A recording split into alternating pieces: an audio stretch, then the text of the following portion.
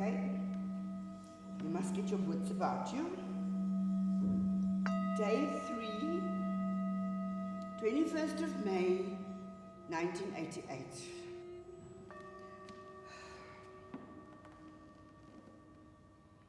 Look at this environment. Maybe 5 by 3. Everything grey sheet. I've never seen grey sheets before. Grey sheets, grey mats. Dust all over. Little light coming from the bars on top of me with mesh on either side, with dust.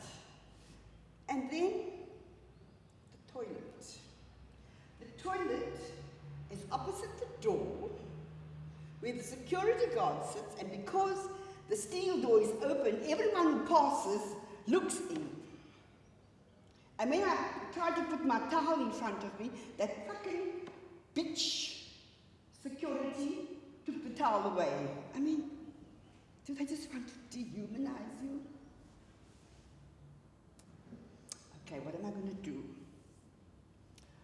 Breitenbach, he wrote his book, Confessions of an Albino Terrorist or something. Yeah, but he was sentenced. He had a pen and a paper. Okay, doesn't matter. Calm down, calm down. They gave me a Bible, though. I have a Bible. But okay, what I'm going to do is, every morning when I wake up, I'm going to say which day it is, which date it is, and then I'll listen to the sounds. And I'll try and work out what time it is, yeah? That's what I'll do. And then I'm going to create a little poem or a little story.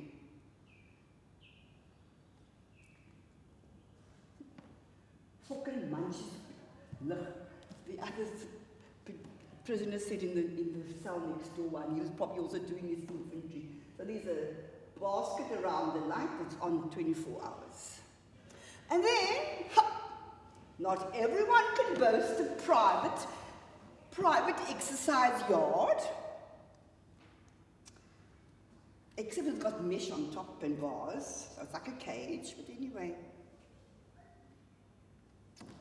Shower time.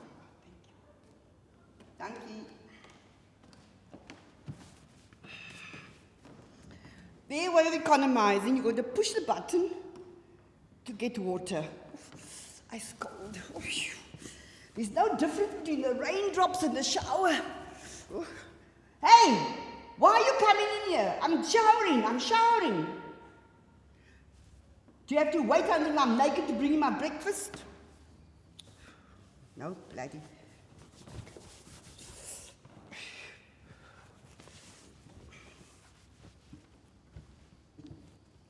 Breakfast, black coffee in a big bucket, and I've got an enamel bucket, and I can take some coffee for you. Eat. You must eat. Remember, you've got to exercise, you've got to be able to sleep, you've got to be able to eat, you've got to keep your wits about you. And here's a thick slice of bread with jam on. I've got to eat that. At least I'm going to have exercise. And your birds, I can hear the birds. But just my luck to be detained in winter, and I'm such a cold person. Hey, mockingbirds! Why do you mock me, mockingbirds? Cheerfully perching on the bars of my cage, chirp, conversing with your mates, while I jog my 5.3 freedom for the day. You flirt frivolously with your mates, beaks gently caressing, while I just jog around. And then you open your wings and you fly up into the open sky, and you're free. And me, I'm just here, Keys. Now, when you hear keys, you know they're coming. Don't let the enemy see you. They mustn't get the better of you.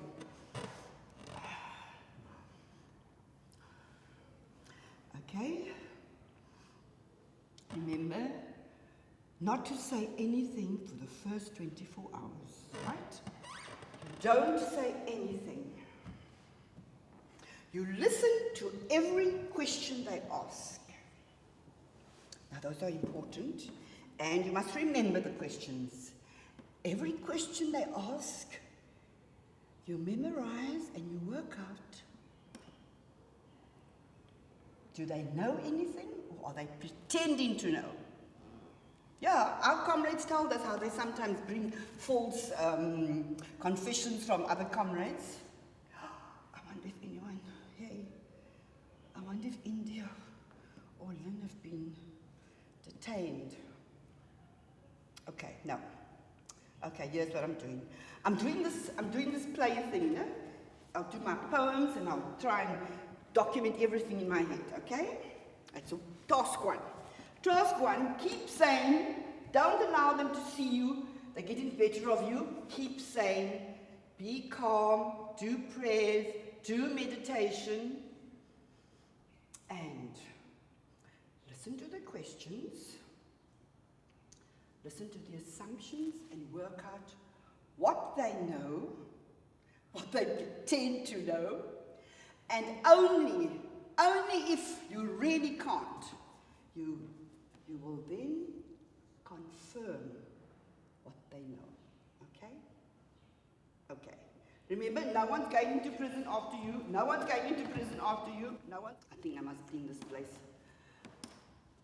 Please bring me a bucket of water on to scrub this place. I mean, can you imagine all these phallic-centric things on the wall? Oh, I can't stand it. I asked for water, please. One thing about this place, they pretend they can't hear you, but you've got to keep calm.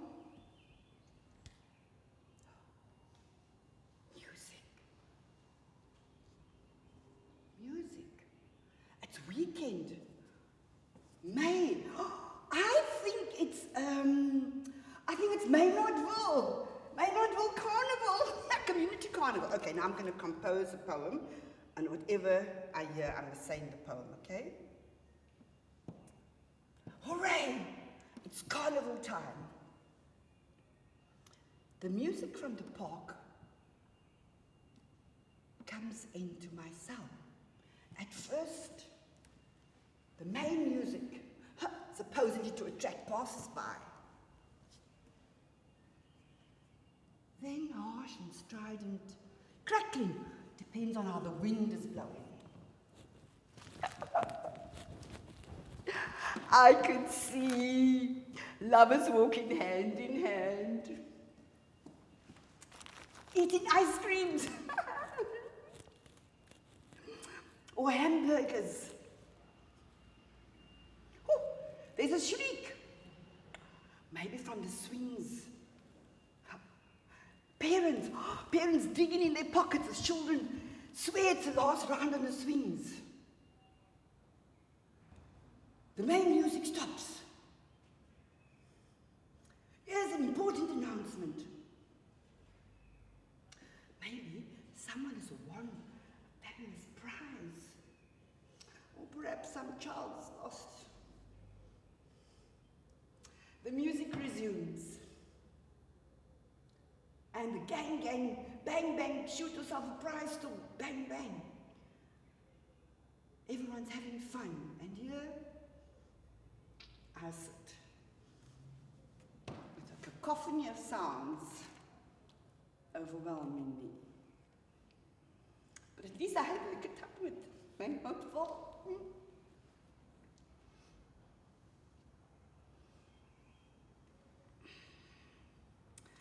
So this is my reality. Solitary confinement, Section 29, Internal Security Act. I remember. We weren't allowed to meet. The UD wasn't allowed to meet. United Women's Organization wasn't allowed to meet. And so what did we do? We were creative. and went to restaurants. There we had our meetings in the restaurants. Well, after about the third or the fourth cup of coffee and 2 hours later we had to order meals, so that's what we did. We had our meetings at the restaurants. And then we decided we needed to know all our rights. So we decided to have a Know Your Rights workshop. We went to Silver Mines and a picnic. I remember Soraya, she didn't want to be part of the workshop. She was too nervous. Shame, and she was arrested. A month later. Yeah, maybe she sort of said, I recruited her. But anyway, look, that's life, eh? We chose to be in struggle, and here we are. But anyway, the key thing about You Know Your Rights is, and the difference between Section 50, State of Emergency Act, and Section 29. Now, Section 50, State of Emergency, they can keep you for 24 hours. You have access to a lawyer, and if they don't charge you after 24 hours, they have to release you. However, Section 29, you have no rights. Here I am with that woman watching me 24 hours a day. Nobody knows. And I think the reason why we were so scared of Section 29 was that many times police said that they apparently released comrades who were in Section 29. Now, firstly, nobody knows where you are. Here I am, Wymer Police Station, Mom, Indy, I'm at Wymer Police Station. Can't hear. And then what the police claim, they have released people. And people have disappeared. Well, we still don't know whether people have left the country, whether they're dead or what. So that's why I think, I'm a little scared of Section 29, and you can keep it for 6 months, and they can actually renew it. But anyway, I will just not get anyone detained. I swear no one's going to be detained because of me. I will stick to how marvelous, just like the security police, they showed me all the videos where I was with people, and I didn't know who different people are. And I just said, sorry, I don't know people's names, that's why we just call them comrades. And I was like a little racist. You know, these easy course names, they sound difficult. I just say comrade so and comrade so. So just like they were in our meetings, recording our meetings, the night before I was detained on the 18th of May, my India asked me to please come to her house. When I got to her house, she told him that Bongani had smuggled the message out of prison. He said that the security police know everything about me, my contacts and what I'm doing. However, they're not sure why they're not detaining me. In fact, 6 months ago, Esa Musa told me I should leave the country, but I just preferred to be here, and so I was underground. But anyway, Bongani said the story I must stick to is this, and I promise you this is the story I'm going to stick to because nobody's going to be detained after me. Bongani was having an affair with Noma India, but Bongani was married.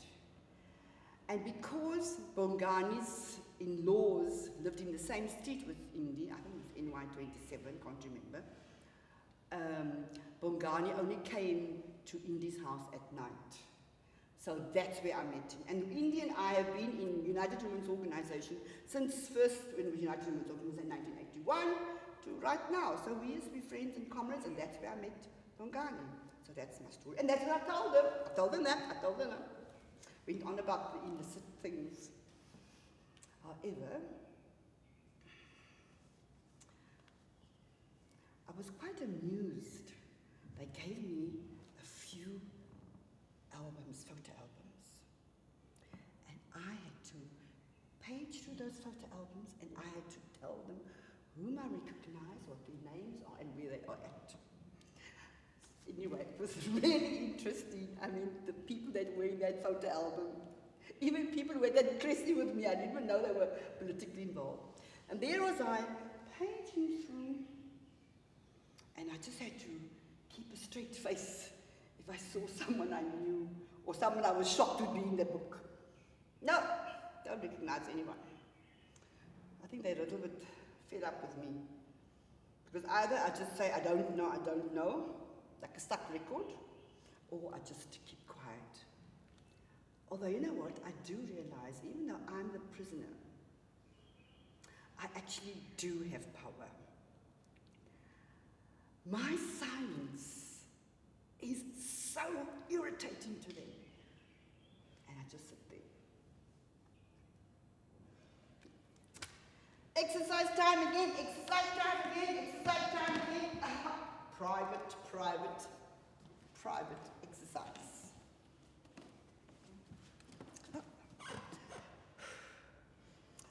I touch this toe, I touch that toe.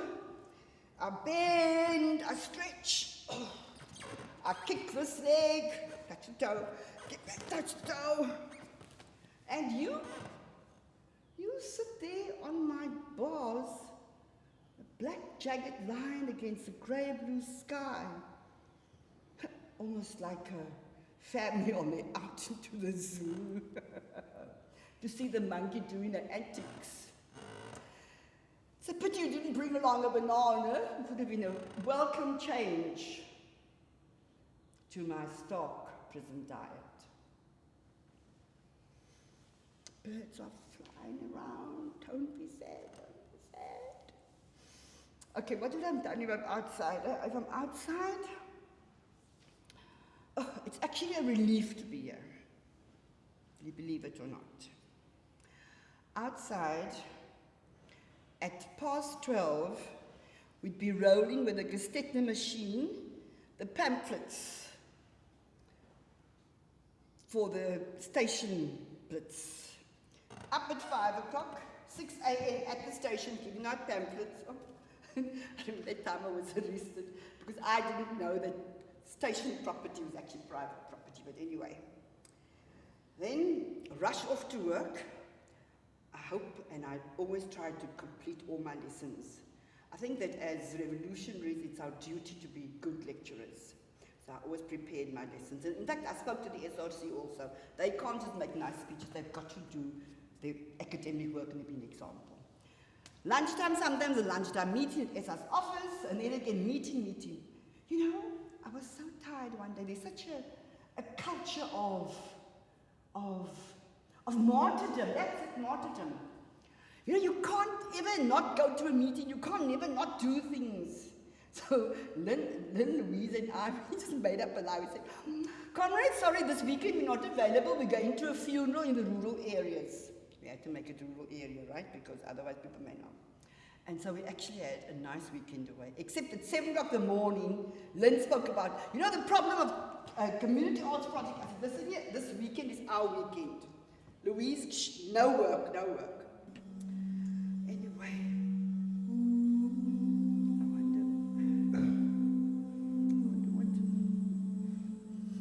I can't breathe. Can't breathe. Calm down. Can't breathe. I'm falling down a hole. I can't breathe. God, where are you? You're supposed to be so powerful and omnipotent. And even you not here. Even you forgot about me.